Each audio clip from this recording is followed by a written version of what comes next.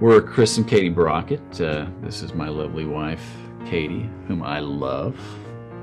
And I respect Chris. What I'm We've waiting been on. married 12 years and we have 2 sons, 8 and 4.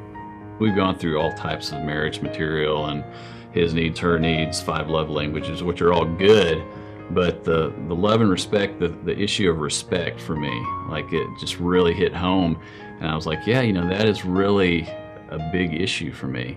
It's like I need her to love me, but the way that she can love me best is by showing me respect. And whenever she is disrespectful to me, it's just that much harder of a hurdle to get over in our relationship. So that's like a real big spin on the crazy cycle. My needs are so different from Chris's. And for example, I know I need the face-to-face time. It's such a big deal for me, but I wasn't able to put that into words or even to really appreciate that was a real need that God gave me. And I'd just be frustrated that Chris did not automatically want to have face-to-face time with me. And I thought that if he really, cared about me, that's what he would want to do. And so I would just kind of shut him out if he ever wanted to do anything recreational or just a shoulder-to-shoulder time, because I thought, well, he doesn't deserve it because he never wants to meet my needs. And it was a happy day in church when they said the face-to-face thing is a woman's need, and it's okay, but it is very different from what a husband is going to need. And I thought, wow, that's exactly what I want to say if I could have found the words to say it.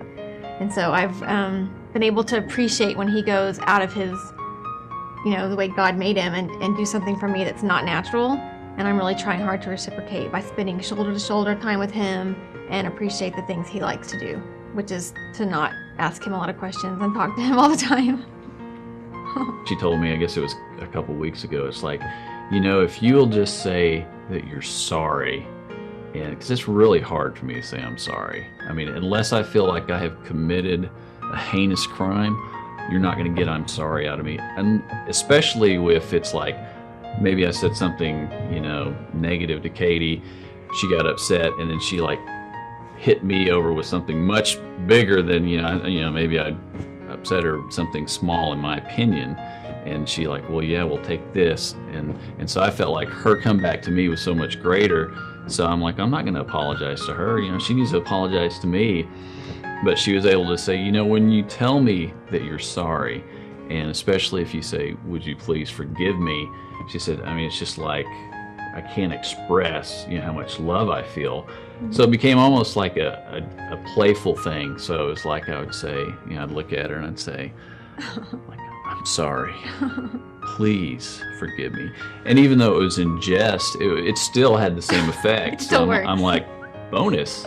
Well, we were talking about our oldest son, Tate, was going on about how he felt like he was being treated unfairly, that his younger brother had it easier than he had it whenever he was the same age. And kind of at the tail end of that conversation, he was saying, and another thing that really bothers me is that you guys fight so much.